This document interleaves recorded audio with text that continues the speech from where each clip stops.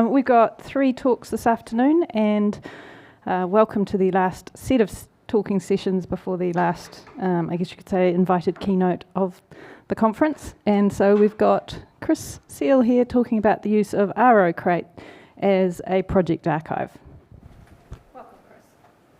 Thank you, Yvette. Ko matram te maunga, ko punaku, te awa, ko Chris toko ingoa. Tēnā koutou, tēnā koutou, tēnā koutou katoa. Thank you for joining us here after lunch. I will try not to be too boring to put you all to sleep after a large meal. And before we start, I would like to apologise to any librarians in the room for my use of the term archive in this case. I appreciate this is not a true archive. This is a way of wrapping up a project at the end of its conclusion. So we're going to go on a bit of a journey today, a journey looking at data, debris and decisions. And as we go through that journey, we'll start by looking at what the problem that we're trying to address is. Then we'll look at what RO-Crate is, or Research Object Crate, followed by how does this potentially resolve the issues that we've identified, and then what does an archiving pipeline look like in this space. I'd like to end on where we see this potentially going into the future. So I'm sure we're not alone as an institution in that we have a lot of research data for projects that have been completed, and that sits in this large pile of data that we've collected, some of which has some research data management around it, some of which has no research data management around it or minimal. We have various amounts of metadata that have been captured. But as an institution, we don't know, we haven't got the answer for questions like how long should we retain this data? How sensitive is this data? And as a project, what part of this corpus of data was collected for that project? All of this leads to kind of the big question at the bottom, which is, are we storing the data we have appropriately? And a key one here is, should this data still be kept in an active state? So when we're facing a problem like this, it's always a good idea to consider the motivations. As an institution, we really have sort of 2 motivations. We'd like to know what we had. We know that projects change as they progress. Have we kept up with that change? And this allows us as an institution to ensure that we're meeting our responsibilities. More importantly, or becoming more important as time goes on, we need to recognise that storage is a finite resource. There are issues of sustainability, both from a financial considerations, but also from environmental sustainability. And we should be looking where possible to manage that storage more effectively. We should be trying to move things into long-term, low-energy storage where that's appropriate for that research data. There's also the question of what can be deleted, and I know this is a somewhat controversial topic. We do need to recognise that some data is valuable, some data is, various terms have been used, but detritus or debris that is generated as part of the research process, but doesn't necessarily contribute to the research itself. That's the institution's motivations, but there is another question here. We rely on researchers doing this work, so we need to be able to convey to them what their motivation is. And we've heard other talks, the talk that Yvette and Sarah gave earlier, where we were looking at data management planning and how do we ensure that we bring researchers along on that journey as a key part of that implementation. So, having decided we need to do this, what should the solution that we come up with look like? And there are kind of 4 areas that were 3 and 1 that's kind of defines the others, that a potential solution should contain. The output should be self-contained. We want to be able to move these things around We know that some of the duration that we need to hold this data will span storage refreshes. We want to be able to move things in a nice, convenient, simple package. We also know that some of the data we collect, we have a duty of care to hold that for decades in some cases. So any solution we develop or implement, as much as possible, should be future-proof. We all know that we're in a financially constrained environment at the time, currently. So low cost is a consideration. And all of these, with the exception of low cost, are really supported by well-defined standards that are documented and can be referred to at points in the future. This is where Research Object Crate comes in. So I don't know if you are familiar with Research Object Crate. Fundamentally, it is a standard. It's relatively lightweight, and it's a standard for collating both data and metadata into a single entity. The standard defines metadata should be kept as JSON LD. I'm going to say it's human and machine readable. I don't know if any of you have looked at a JSON LD file. It does meet the definition of human readable, but more importantly, it's based on plain text. And when we're considering anything in the digital space, plain text is as future-proof as anything that we can come up with. The standard has defined semantics. So primarily, this is based on schema.org objects. We recognize that that does not contain everything that we might want to have. And the people that designed the standard for RO Crate came up with a standardized approach for documenting customizations. And there is a profile that you typically would create that documents all of those customizations, whether they are required in your RO Crate or whether they are recommended. Finally, it's kind of a side standard, but there is a recommendation to use Bagot. Bagot is a Library of Congress standard for collating data and ensuring that you have appropriate checksums so that you can make sure that you have verified good copies when you move that from place to place. And we'll be adopting that. As an archiving tool, it allows us to have some clearly defined minimum and recommended metadata standards. And key to this is that they are documented. They're in that profile, so there is a record of what they are. As I said previously, it uses human readable format. Gives us a get out of jail free card if at some point in the future we need to review all of this. We always have the possibility of having a whole pile of research assistants go through and read all those files and extract that metadata manually. Key to the idea of an RO Crate, though, is the fact that it is self-describing. So it contains both the data and sufficient metadata to define the content and the context of the data that it contains, plus things like governance and, with extensions, institutional requirements, things like the retention period and the data classification of the data that it holds. So if we compare that to our kind of checklist of what we wanted in a solution, it meets all of our requirements. It's self-described, it's as future-proofed as anything digital. It's an open source solution. That's not to say it comes with no cost, but those are costs associated with the development and maintenance of that solution. There are no licensing fees or anything like that that we need to worry about. And it has clearly defined standards with a clearly defined roadmap and process for including customizations along with that documentation. So thinking about how we're going to do this, we have two groups of data. We have the data that currently exists, and we have new data that is being generated. We kind of need to treat them separately because our processes have moved on with time. Before we go down that path, we need to think about the RO Crate standard and define the customizations that we want and ensure that they are appropriately documented, that we have that crate profile.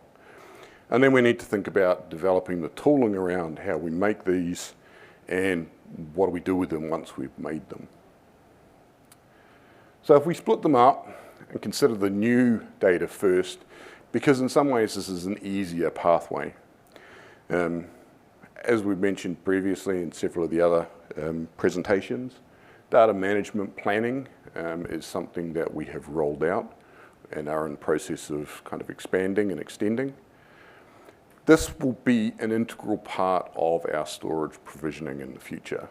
So that captures that minimum metadata that we require, and we're working to ensure that we have a harmonization between the metadata that's in the data management planning tool and the RO crate standard that we're using.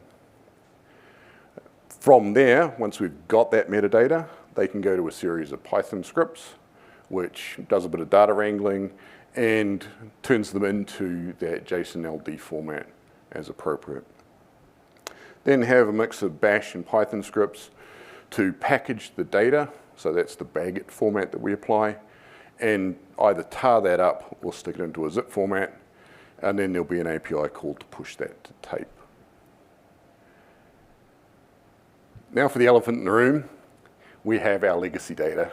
Now this is a more complex problem. Fundamentally, it comes down to the fact that we need to get more metadata. So how do we get that metadata? The obvious solution is we pick up the phone, and where we have a researcher who is associated with that project, we talk to them and we ask them, what is the classification of this data? How long do we need to keep it for? Addressing any of those other areas that we're missing that metadata. Now, we do need to recognize that not all of those researchers will still be with us. And in some cases, it may be appropriate to sort of follow the chain of command up to see whether or not we can get information from the head of department. But we do also need to recognize that the further away from the research we get, the less likely it is that people will have the context to be able to provide us with that information. So there's a balance there. How much do we harass people in effort to try and get diminishing returns in the amount of metadata that we collect? In some cases, we won't have the information we need. Some of these may be governance questions. We're not at the Centre for eResearch, it's not appropriate for us to make these governance decisions. So there will be a component of documenting, hey, we've got all this data, we don't know what it is, and then finding the appropriate group to say, can you please consider this and give us some guidance on how these sets of data should be treated. We also will have some records that remain unknown. So our RO crate standard, when we define it, needs to account for the fact that there will be unknown in some of these fields. That is kicking the can down the road, and we do need to acknowledge that there will potentially be troubles that come from this. That's a fact of life. Once we've done that, we have the metadata that we need, and this then converges with the same pipeline that we have for new data sets, where we generate the JSON file from the metadata we've collected, package up the data, and then ship it off to an appropriate storage. So, where are we currently at? We have internally defined some minimum and some recommended metadata standards. Where possible, we've tied these into schema.org objects. And we have an RO crate profile, which has gone through a couple of iterations since it was first written, so it needs to be updated. But that's all part of that work. Once we're satisfied internally in the centre with those standards, then we'll need to take that to a wider audience to ensure that we have agreement across interested stakeholders. We've developed some proof of concept tooling We've used a web-based approach, but that's one of several options that we can take.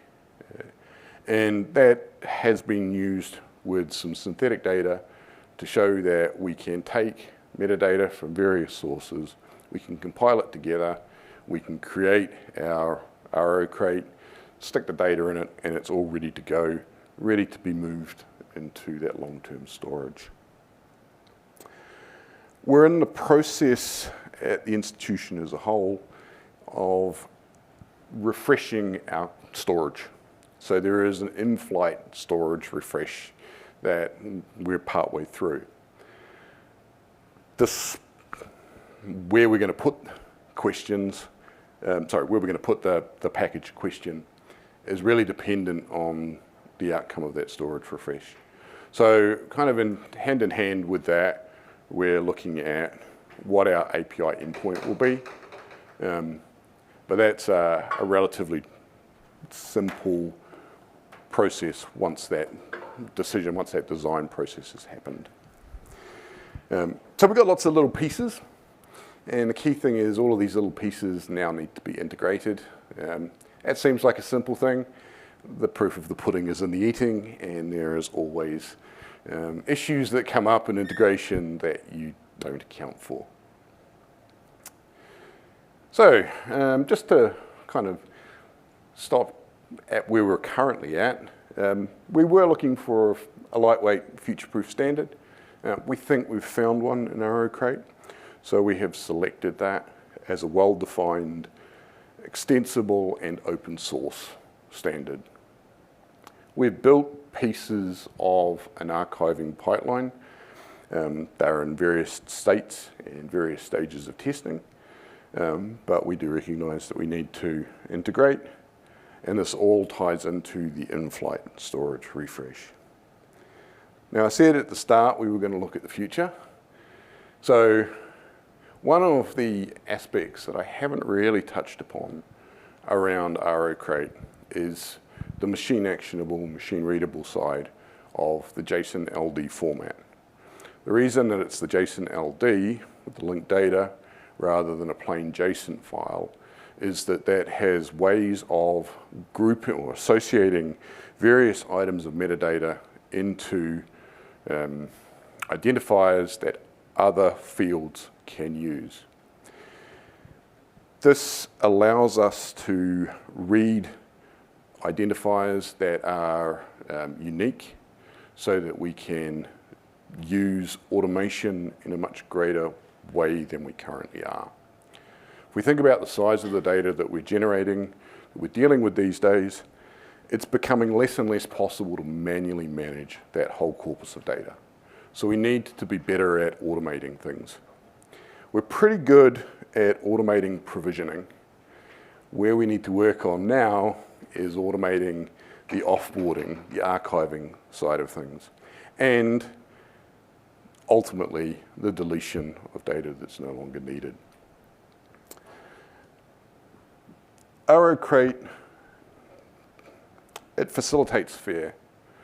That's something that we all aspire to. So collecting that metadata, having that in a machine readable format, means that we can look at things like data catalogs, tooling that we can develop using the machine readable side of that in an automated way rather than manually adding those sorts of things. And I want to kind of highlight the extensibility. So this is not really looking at the archiving space. This is looking more generally at RO crate. But there are two examples where the standard has been taken and profiles have been written to extend it beyond its initial vision. So one is the concept of a workflow crate. That is where we take the data, the metadata, and a workflow, some kind of automated processing that is added to that. And that's something we might want to investigate in the future. The other one, which is probably more appropriate for archiving, is the 5 saves crate. So I'm hoping that at least some of you will be familiar with the 5 saves framework. But the idea here is that our archives could contain more information than just who created this. They could have how should this data or how can this data be used, and carry that governance with the object itself. And that would then make these more fair.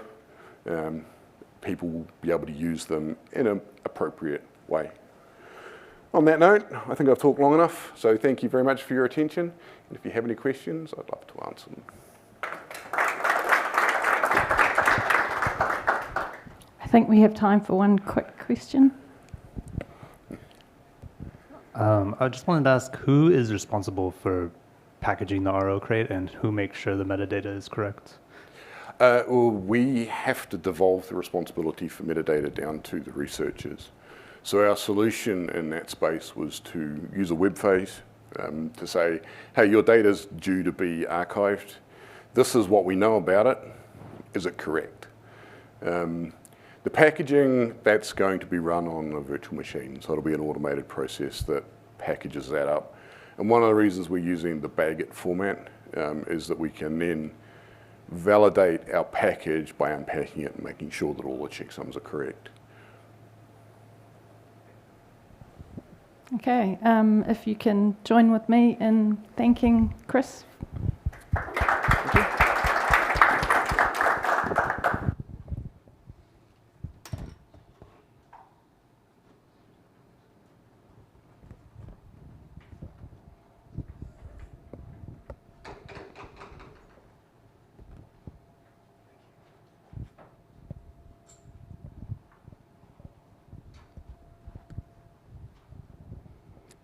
So we're going to hand over from Chris to Chris.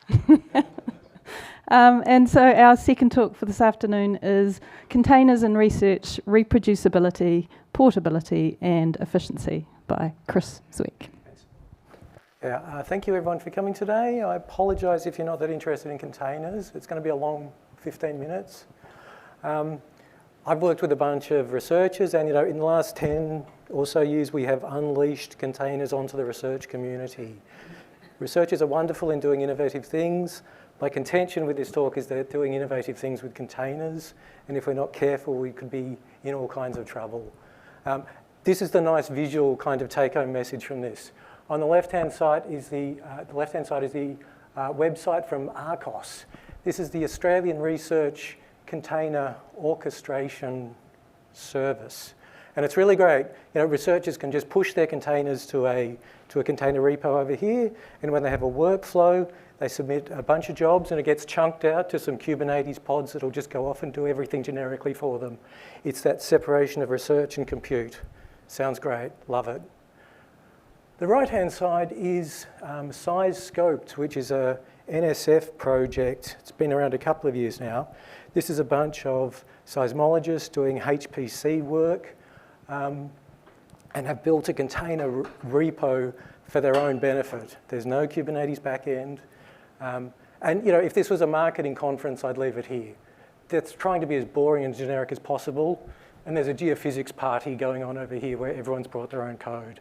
And I think that's intrinsic to research, that often particular research problems come with a particular set of research solutions.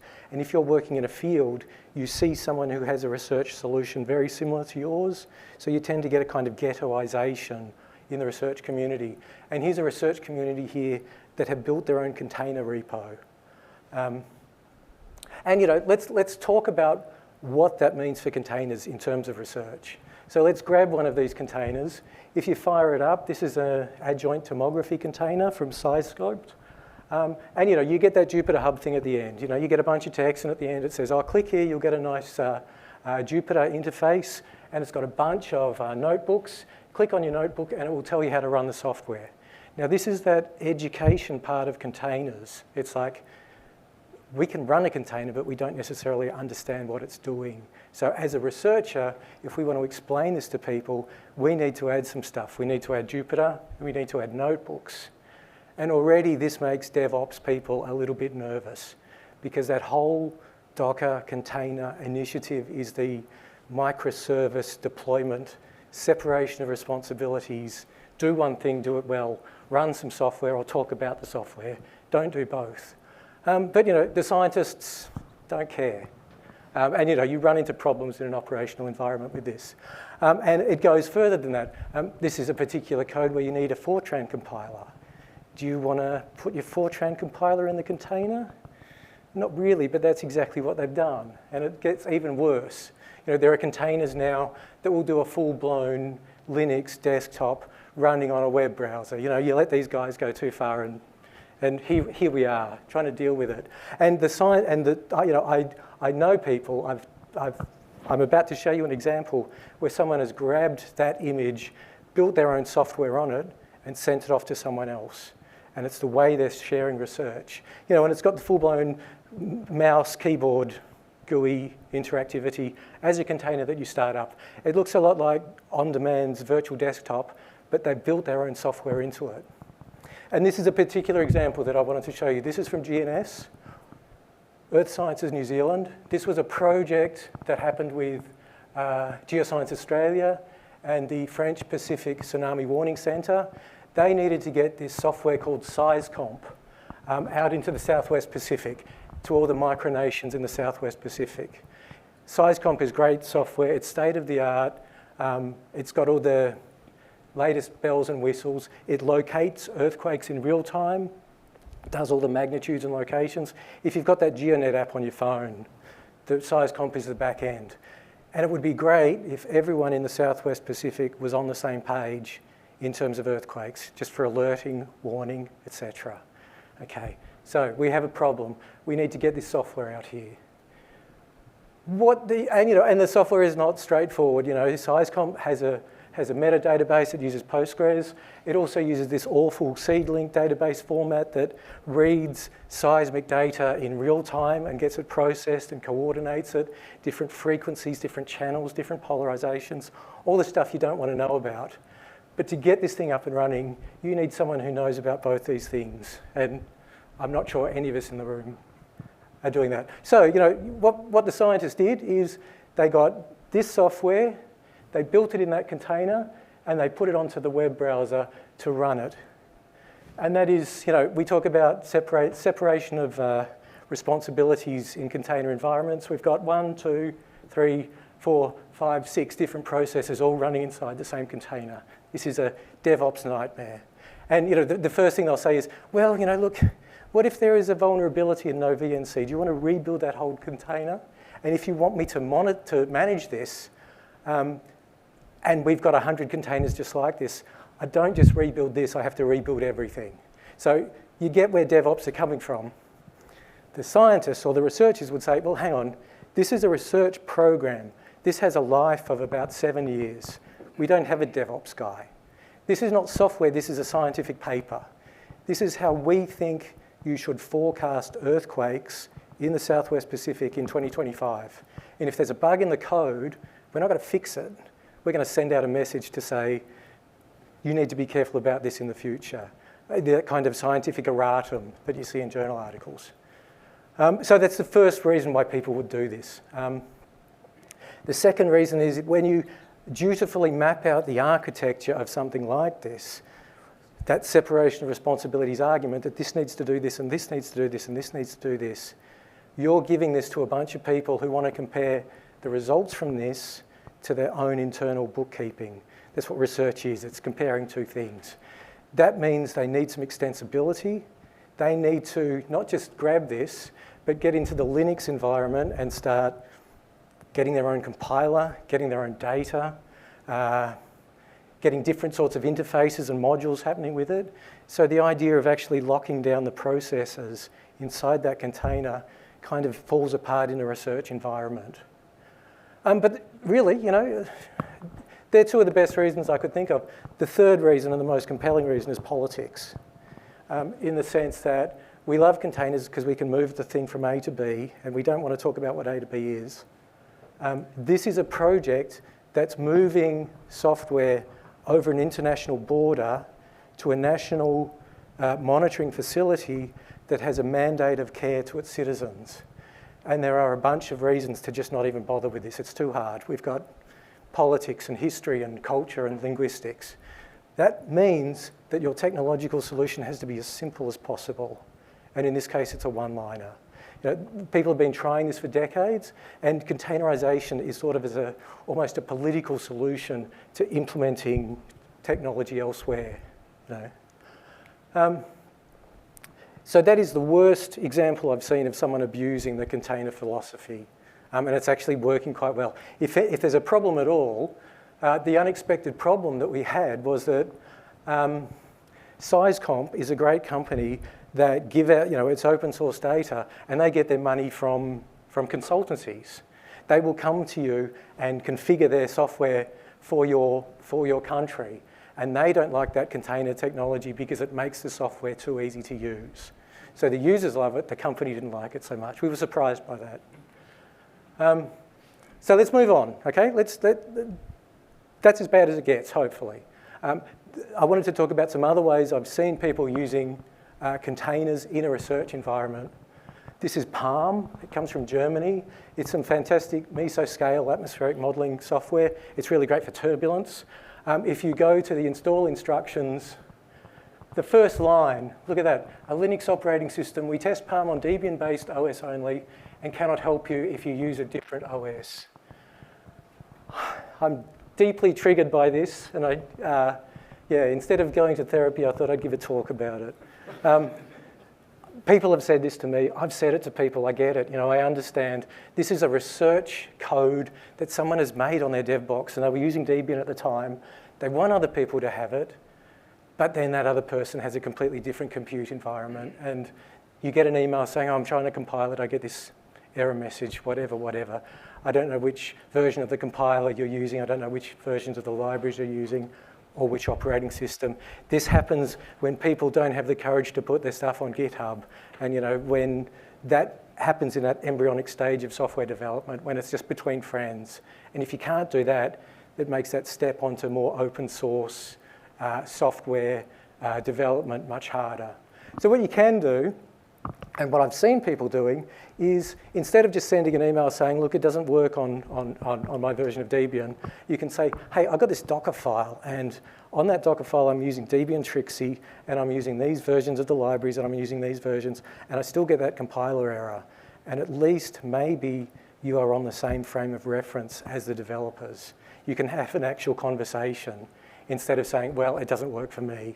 And you know, this is how we have got some very research software up and running in the past, by talking to the developers in a way that you can actually move forward.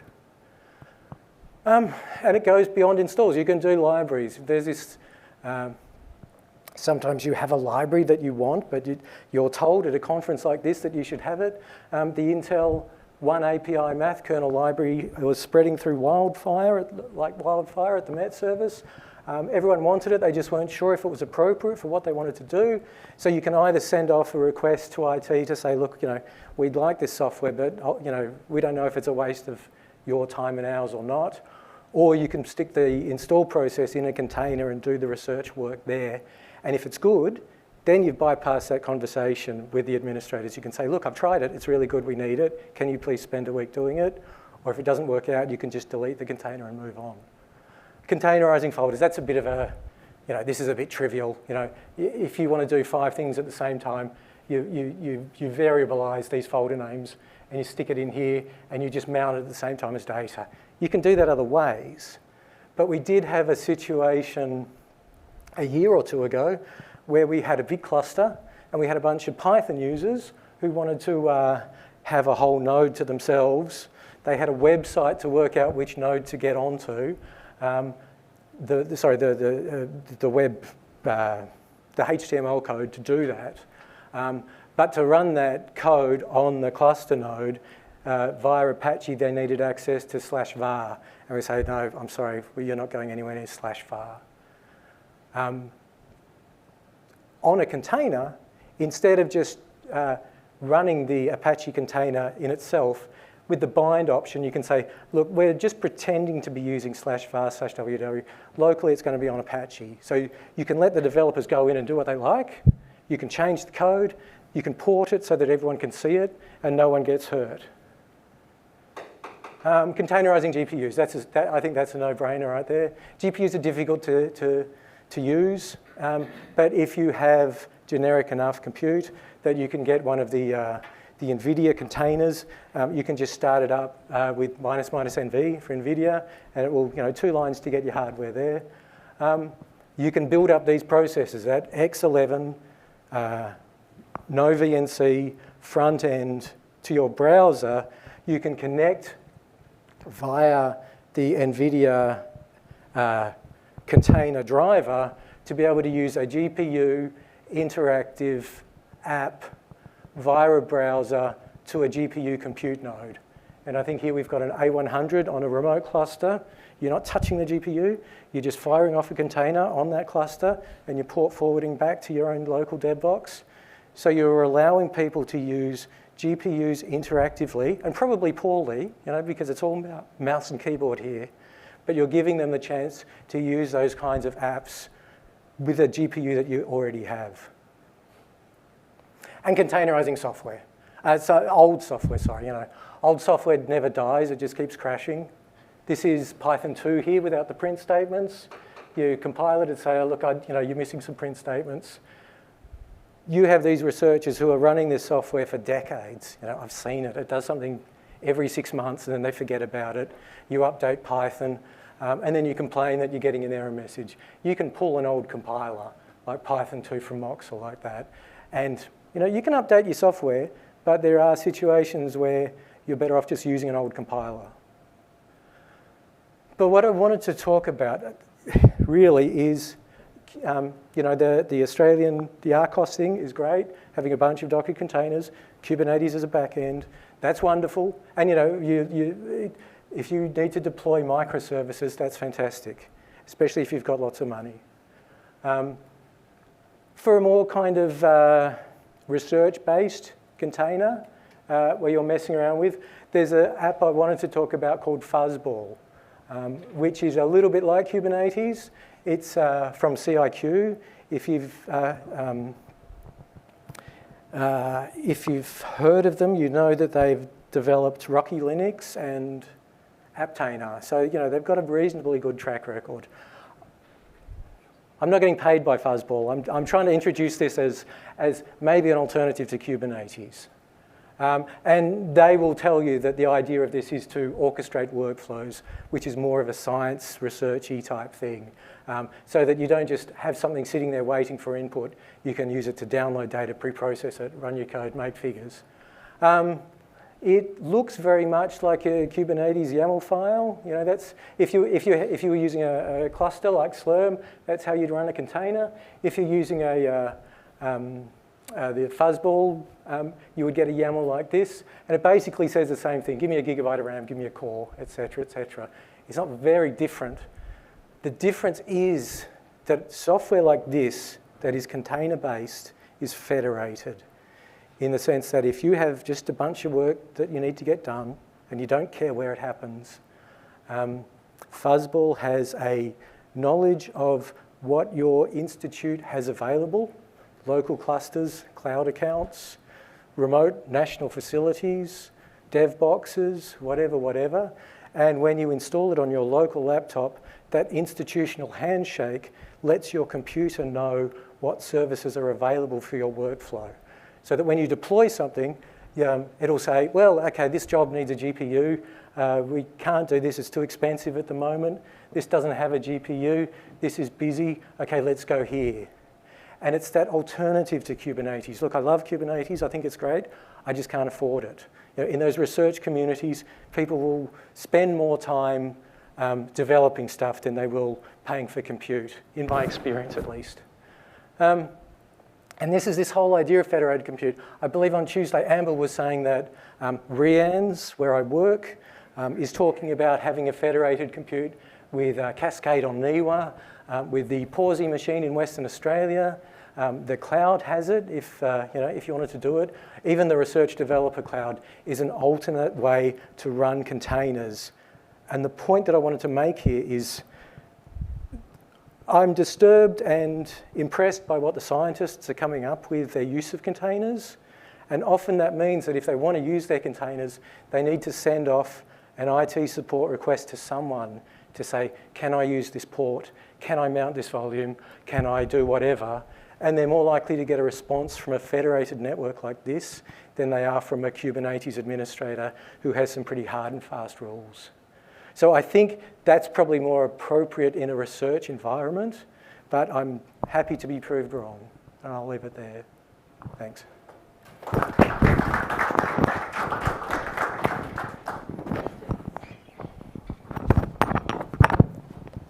Great talk. I was just checking here with Marco that Palm is available on EasyBuild. Yeah. And so I just want, so I was mentioning you before. We did the work for Pfizer back in the time as part of HPC now. And we created, alongside with, as I said, Siddiqui and our team, the option that you have now available on EasyBuild. It's called -- containerize. And it generates an obtainer image with all the dependencies that you have for that particular application. So creating a Docker container or a Singularity container, a container container, it's as easy as running that command in your own environment, and it generates the output. It's the file that then you can push to Docker Hub. Sounds wonderful. I don't know how EasyBuild is running from now. Often it's fantastic, sometimes it's terrible. But I don't know if anyone's tried the containerized option with EasyBuild on a week. First thing when I get back, I'll give it a try. Okay, if you'd like to join with me, thank Chris, and welcome our next speaker, Tom Elliott.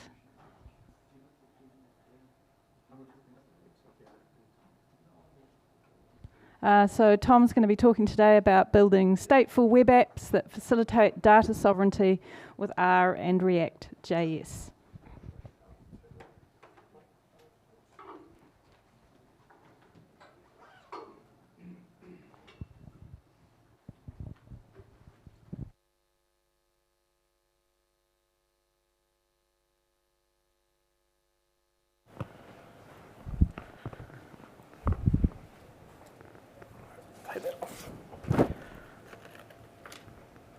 All right. Tēnā koutou katoa. Ko te arawa, toko waka, ko ngāti whakau toko iwi. Ko Tommy Elliott, toko ingoa. So I'm a data scientist at Inzight Analytics. We are a private data company, but we're all kind of University of Auckland affiliated, and we do work with a whole bunch of various people with various things, but my kind of area of expertise is building apps and stuff that other people can use so they can do fun things. So a bit of background, for the last sort of 12 years or so, I've been working on a software tool called Inzight, which is a R-based GUI for exploring data and basically used to teach statistics to high school and university students. So I used at universities around the country, and effectively, it's point and click, and you get graphs automatically. You don't have to sort of say, I want a scatter plot or I want a t-test. You just choose your variables, and it gives you the relevant outputs. Turns out that was kind of useful for non-students as well. So Alberto Caro is a professor of data visualization at the University of Miami. And about 2015, he stumbled across Inzight and thought it was really fantastic for teaching or getting his students to kind of explore a data set, create some graphs, and then write stories about those, the data. We did a bit of work with Australian Bureau of Statistics to get Inzight kind of in their system so they could use it as a sort of first data exploration tool, so they can look at the raw data and look for any erroneous things in there, so outliers or invalid points before it goes into the main pipeline. Same story with growing up in New Zealand. They just needed a tool in their secure research environment that the researchers could use and generate graphs and basic summaries without bugging the statistician too much. And we're working with StatsNZ to put Inzight in the data lab, so it's available to make some of that data in the data lab, if you know what that is, available to non-coding researchers, which will be very useful. So as I said, it kind of provides this upfront information, so you don't have to write code. You can just kind of explore your data and effectively play with your data to find out what's going on there. Free, you install it locally, and that's good for people who perhaps are not able to access the funds to kind of run software in big cloud infrastructure or whatever. We did a course over in Rarotonga with their government people from all over, and they quite enjoyed having something they can just install. They don't have the best internet over there, so having something that runs locally on your machine was really, really useful. Sad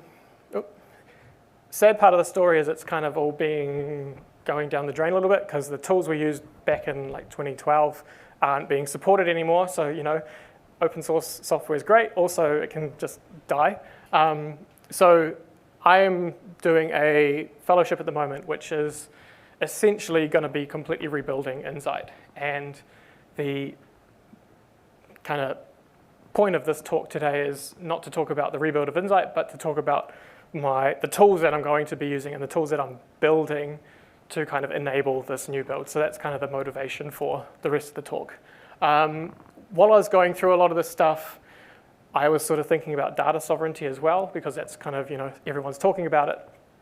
And so some of the things that made Inzight quite useful for these non-students also make it quite a neat data sovereign tool, because, you know, people can put it where their data is. It's free, there's no barriers. So kind of exploring a little bit more about data sovereignty. So I'm not an expert on data sovereignty or anything, so if you want information, the Te Mana Raunga website has, you know, nice definitions and everything. But the main point is you've got a set of these kind of ideas and principles, not like specific hard-coded rules or anything. So there's no such thing as like a data sovereign tool. You have to go to the communities you're interested in, or the organizations you're interested in, and say, what are your data sovereign requirements? And it's going to change wherever you go. So you need tools that you can kind of put together in various ways that meet the needs of your clients or the communities you're working with. So I've kind of, you know, using a few tools for my kind of the new build of Inzight, but also making these available for other softwares as well. And obviously I'm going to use R for the data analytics, because it's the best for, you know, don't quote me on that, but it's really good for doing statistical computing. You know, you can get access to a lot of modeling functionality. You know, masters and PhD students do a thesis on a new method, and they will write a package to put that on CRAN to go along with their thesis, and you don't have to write any of that code or read their thesis. You can just implement their methods straight away. When it comes to front ends, though, R's not the best.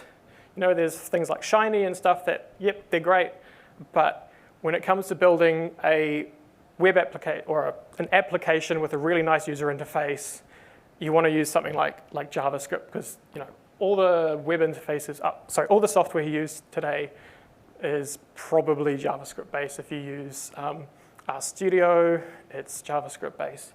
If you use VS Code, it's JavaScript based. So that was the tools I wanted to use. And then it wasn't until a few years ago when I met Simon that I discovered this amazing thing called RServe. And that allows R to talk with other applications via a WebSocket. And so JavaScript can basically connect to the RServe instance and say, hey, I want an R session. RServe starts up an R session and sets up this two-way communication protocol between R and JavaScript, and then they can kind of carry on talking, going backwards and forwards. So you can kind of make changes to your R environment and then kind of ask questions of that. You could upload a data set and then query that data set without having to upload it every single time. And there's this concept of OCAPs, which is an object capability, and that's just a function that you can say to JavaScript, hey, these are the things that you can do in this session. And so I guess from the data sovereign point of view, JavaScript runs in a browser. Okay, not much to do there, but you can put authentication protocols using your standard web stuff. RServe is just running on a WebSocket. Do whatever security stuff you need there to control access. And then on the R end, you can kind of connect to that R instance and say, okay, well, who are you? What do you want? And then control what OCAPs they have access to, or limit what data sets they have access to. So, each of these things on their own, by themselves, not going to do the data sovereignty for you, but you can put them together in so many different ways to build a huge range of different applications. So that's kind of what I've been kind of exploring a little bit. But the first trick was making RServe a little bit more accessible. Sorry, Simon, but I think you know. So as it was, RServe was kind of built, chucked on the internet, and then used for another project and not really looked at too much. I think the last commits for the RServe, the JavaScript library was at 2018 or 2016 or something. So it hasn't had any updates. And since then, there has been a lot of change in the JavaScript environment, namely TypeScript. So if you go to a modern front-end developer and say, use my library, they'll say, oh, it's not TypeScript, I'm not touching it. So the first part of this was working on this RServe TS library, which is just adding type support to RServe and defining a whole bunch of types for the different objects that R might send to JavaScript to use.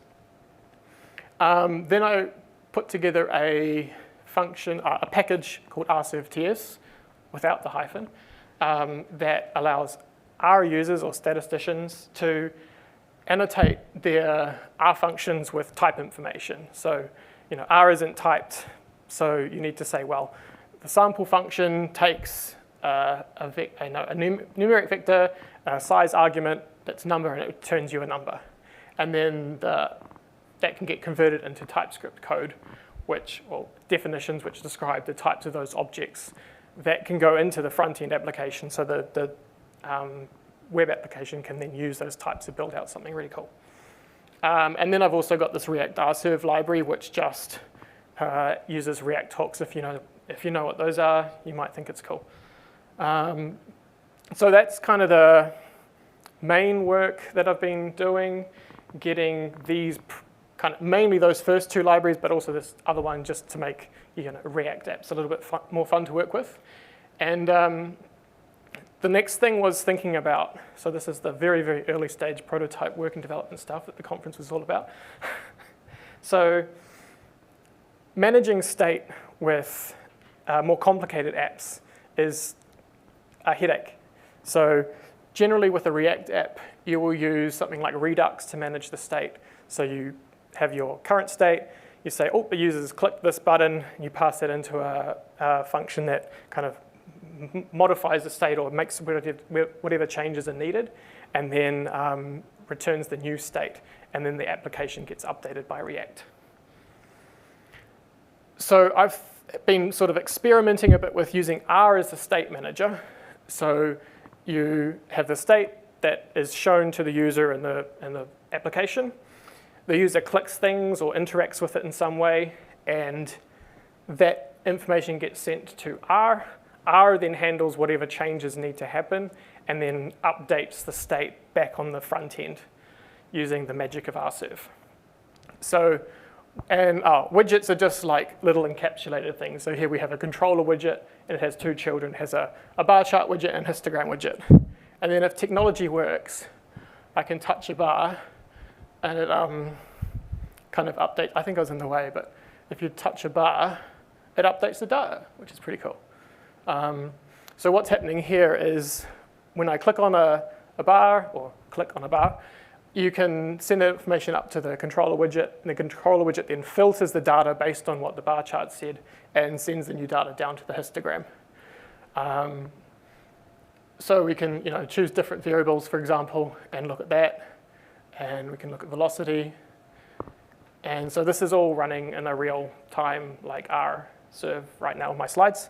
So that's another advantage of using JavaScript. You can just use your existing, whether it's a blog post, whether it's a slideshow, whether it's an existing journal article, and you can just put little snippets of interactivity powered by R. So here we have like a little chart. We could do a little bit of filtering. So we could say, let's look at all the planes that are in the air, otherwise they're going to go to 0. And if we really wanted to, we could implement some kind of a mixture model to try and figure out what's going on here, because we've got R in the background, we can do whatever we want. So that's pretty much everything. I think I go through all the bars just to see how fast the planes go around the world. And then we get here and they go really slow. So that's all from me. Thank you.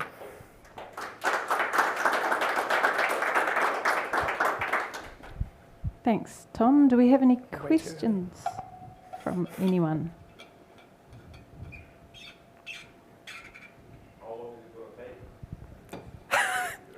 How long is it going to take to build the new Inzight or to build this stuff? I don't have a full timeline yet. It's my fellowship's got 2 more years to go, so hopefully I'll have something working in the next 2 years. Depends, the widget stuff, it's like early prototype. It's, it works, but it's a little bit painful to work with, so I have to kind of iterate through that. But getting that working is going to be really cool. But it's kind of the same kind of headache you have with, reactive failures in Shiny.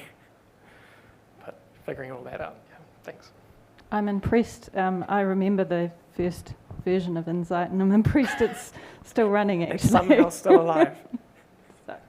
Okay, if you join with me in thanking Tom for a wonderful talk.